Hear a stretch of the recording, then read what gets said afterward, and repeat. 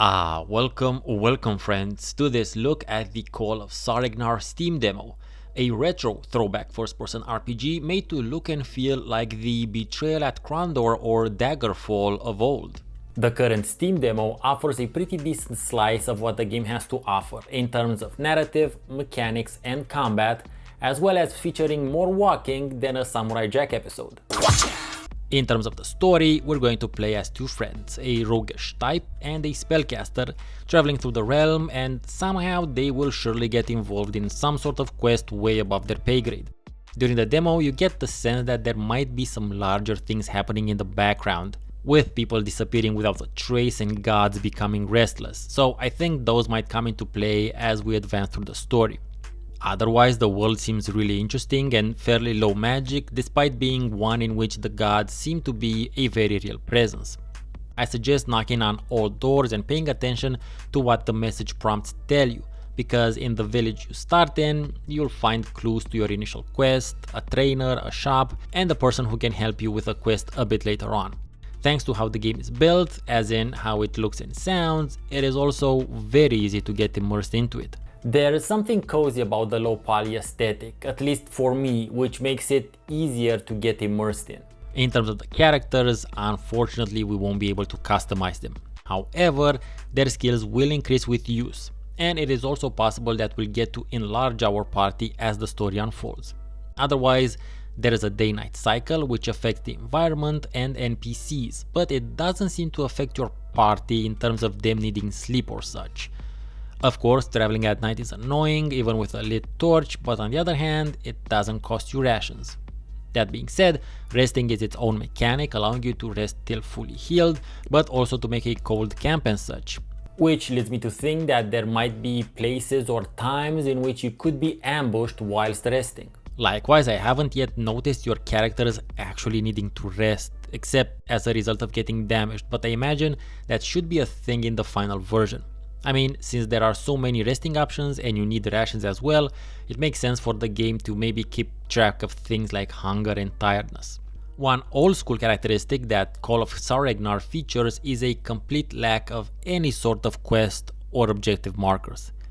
And I can't really stress how big this is as a design and gameplay choice. This is something that used to be a given in the olden times, but as technology improved and processing power became more widespread and cheaper, designers could add a bunch more bells and whistles that were till then only dreamed of. Not saying that having the feature of objective or quest markers is a bad thing, far from it. What I'm saying is that the way in which it has been implemented in the past decade has turned the experience of playing an RPG into much more of an automatic or robotic activity. Get the quest, go to wherever the marker tells you on the map, do whatever you're supposed to do, and go back. This takes away from the totality of the experience, or at least from what could be the totality of the experience if you were to take your time and walk around a bit till you found the spot the quest giver talked about. Maybe you can't find it initially and instead stumble onto a completely different area and quest chain that leads you to find a piece of the game that very few players get to see. And look, I can see how that might not appeal to some of you. Very understandable. But considering the type of experience that the developer is trying to summon with Call of Saregnar, not having quest markers is paradoxically a must-have. What the game does have is journal and map features which are now working in this demo. They weren't present initially, and these will allow you to keep track of most things. What I would suggest adding, and this would be in tune with the old titles, is the possibility of making notes on your map of various places and things. For instance, I found a cave and a ruined temple on my travels, and maybe they'll matter later and maybe they won't, but it would be cool to have as a way of you seeing how far you've progressed through the game. It would be a relevant feature if you have to backtrack, but if you don't, then it would just be a nice to have. The demo has some hidden secrets if you stray from the cobbled path and explore the pixelish surroundings. These secrets are in the shape of occasional tent and locked chests. Now, these chests don't respond to some abstracted lockpicking skill, nor are they some sort of minigame. Instead, they are riddle locked. Which is such a breath of fresh air, to tell you the truth. Sure, the riddles in the demo are fairly easy, but I expect them to become more difficult as we progress through the game, and possibly referring to in-game things and places which you will only find out about through exploring and talking to people. And since I'm talking about a sort of puzzle, allow me to take this time to reiterate my stance of fuck lever puzzles and point you to the video link in the description to the video with that same title, which doesn't appear on search for obvious reasons. In the video, I go into more detail as to why I dislike level puzzles and how to fix them. Back to the Call of Saregnar Steam demo, it is now much clearer when you can interact with something in the environment.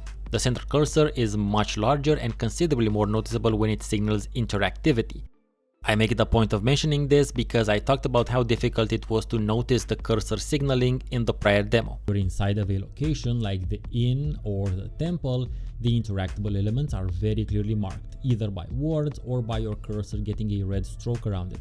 But when you're outside, it's a little bit more subtle, with your center of the screen cursor getting a red stroke as well, but you do need to pay a bit of extra attention in order to notice this. So the developer definitely acts on the feedback he receives. I gotta say that the soundtrack is looking to become a really solid entry in the realm of fantasy soundtracks and sounds like it could make it in the background of future tabletop RPG sessions alongside my Drakenzang medley.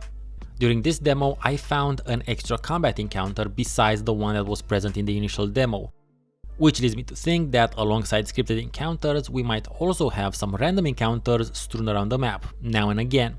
But then again, it's possible this was a scripted one as well, it just required a particular trigger to happen first. That being said, combat is turn-based on a hex grid, magic seems to be maybe a bit less OP than in the initial demo, and I can't be sure if this was possible in the first demo, but you can now rotate the camera around while in combat, which is pretty cool. I think I covered all the major points. Rest assured, you'll get a much better sense of the game if you actually play the demo. I don't think we'll be seeing Call of Saregnar out this year, however. While most of the engine seems to be up and running, I know the developer is constantly doing various things to improve it, and also the story scope of the game seems to be quite large. So I expect simply populating it with the planned content to take a long ass time. But I'll be here waiting for it to get released whenever the developer feels it is ready. Check the description for a link to the Call of Saregnar website where you can find out more about the project as well as ways of helping the developer. And just like I said in my last video about it, but seriously this time, I actually think I have to play Return to Krondor in the meanwhile. Hey there dear watcher who's still watching, thanks for sticking around. If you enjoyed the video, then please do me a gigantic favor and feed the algorithm by liking and commenting on it. Checking out my Patreon page will also be highly appreciated as long as you have coin to spend.